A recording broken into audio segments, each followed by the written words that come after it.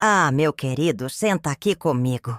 Essa história que vou te contar é muito especial para mim, porque eu mesma vi tudo acontecer. O Lucas era filho de uma vizinha muito querida, a dona Ana, que morava no prédio ao lado do meu. Desde pequena, eu via o Lucas correndo pelo corredor do nosso prédio, sempre cheio de energia, como se o mundo fosse pequeno para ele. Mas como a vida ensina, nem sempre as coisas seguem o caminho que a gente espera. Acompanhei de perto as lutas dessa família e, olha, aprendi muito com eles. Era uma família de pessoas boas, mas que enfrentaram momentos tão difíceis que é um milagre estarem onde estão hoje. Quem sabe, no fim dessa conversa, você também veja o quanto as escolhas que fazemos podem mudar tudo. O Lucas era um rapaz trabalhador, sabe? Tinha 35 anos na época e fazia de tudo para sustentar a casa. Ele trabalhava como motorista de aplicativo, mas parecia que o dinheiro nunca dava. A esposa dele, a Ana, que por coincidência tinha o mesmo nome da mãe dele, fazia o que podia como professora. Mas, meu filho, a vida deles era cheia de tensão. Eu lembro bem de como era a rotina deles. O dia começava cedo. Lucas saía antes do sol nascer, pegava passageiros por toda a cidade. A Ana, com seu jeito dedicado, arrumava Sofia para a escola e seguia para dar aula. Mas à noite, quando eles se encontravam, o cansaço parecia sempre tomar conta. E, sabe, o amor deles ainda estava ali, mas parecia encoberto pelas dívidas, pelas preocupações. Eu lembro bem de como o Lucas era antes de tudo isso. Sempre com um sorriso no rosto, gostava de ajudar os outros. Ele era aquele tipo de pessoa que carregava as compras da vizinha, arrumava o chuveiro que quebrava e fazia questão de conversar com todo mundo. Mas, quando as contas começaram a apertar e os sonhos dele pareciam ficar mais distantes, o brilho nos olhos desapareceu. Era difícil vê-lo assim. Lembro de ouvir as discussões através da parede fina do meu apartamento. E sabe o que mais me doía? Ver o Lucas, que antes era tão cheio de sonhos, se afundando na bebida.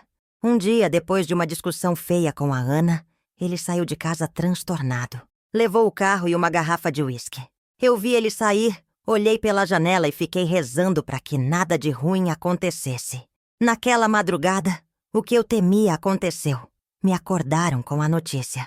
O carro do Lucas tinha capotado numa estrada deserta. Por milagre, ele sobreviveu. Lembro como se fosse hoje do dia em que fui visitá-lo no hospital.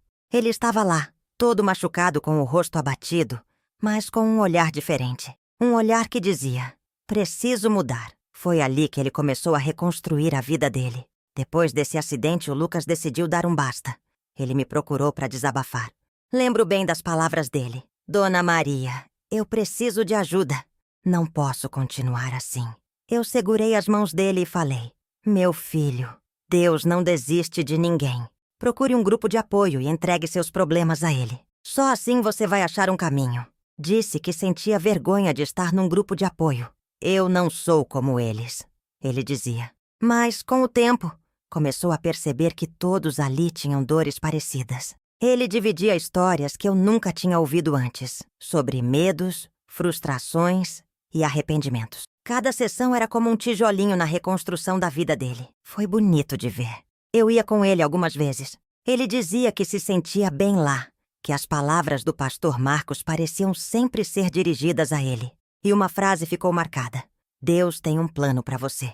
Aquilo mexeu com ele de uma forma que eu nunca tinha visto antes. Mas não foi fácil, não. Reconquistar a confiança da Ana era um desafio. Ela estava magoada, e com razão.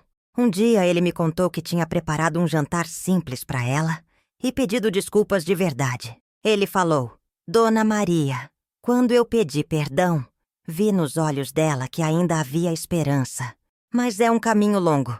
Quando ele disse isso, os olhos dele brilhavam de esperança. Eu me lembro de ter encontrado a Ana na padaria um tempo depois. Ela estava mais calma e a gente conversou um pouco. Disse que via mudanças no Lucas, mas tinha medo de acreditar de novo. E quem podia culpá-la? Mas o Lucas, ele era persistente. Cada pequeno gesto dele mostrava que ele estava disposto a reconstruir aquilo que tinha destruído. A filhinha dele, a Sofia, era um doce de menina, mas estava magoada com o pai. Ela mal olhava para ele. Eu me lembro de ver o Lucas chorando por causa disso. Ele dizia, Dona Maria, eu estraguei tudo com ela. Mas ele não desistiu. Começou a buscá-la na escola, a contar histórias antes de dormir. Coisas simples, mas cheias de amor. Teve um dia que ele me chamou para ajudar a escolher um presente para Sofia. Era um ursinho de pelúcia, igual ao que ela tinha quando era menor e que tinha se perdido. Eu vi nos olhos dele a vontade de reconquistar o amor da filha. E foi naquele Natal, meu filho, que tudo mudou. O Lucas organizou uma ceia pequena, mas cheia de significado. Ele mesmo fez um bolo e me trouxe um pedaço. Foi naquela noite que a Sofia, pela primeira vez em muito tempo, correu para ele e disse: "Eu te amo, papai." Quando ele me contou isso no dia seguinte, a gente chorou junto. Foi um milagre, meu filho. Um milagre. Ele continuou indo à igreja, aos grupos de apoio, e começou a trabalhar em um projeto que eu achei lindo. Ajudar pessoas em situação de rua. Ele dizia que sabia como era se sentir perdido e queria fazer algo por quem estava nessa situação. Teve um dia que ele me pediu para ajudá-lo a montar umas marmitas. Passamos a tarde toda na cozinha conversando e embalando a comida. Ele entregava as marmitas pessoalmente com um sorriso e uma palavra de incentivo. Era bonito de ver. Ele estava transformando a dor dele em algo bom. A Ana começou a apoiá-lo cada vez mais. Eu via os dois juntos, rindo de algo simples, como a receita de bolo que deu errado ou a bagunça que a Sofia fazia com as tintas. Eles estavam se reconectando, e isso aquecia meu coração. Ele voltou a estudar e está se formando em assistência social. Quer ajudar outras pessoas que passaram pelo que ele passou. E eu só posso dizer que me sinto privilegiada por ter acompanhado essa transformação de perto. A história dele me lembra que nunca é tarde para recomeçar, que o amor e o perdão são poderosos. E você, meu filho, já pensou em como pequenas escolhas podem transformar tudo? Pense nisso. E se essa história tocou o seu coração, compartilhe com alguém que precisa ouvir. Que Deus te abençoe, viu?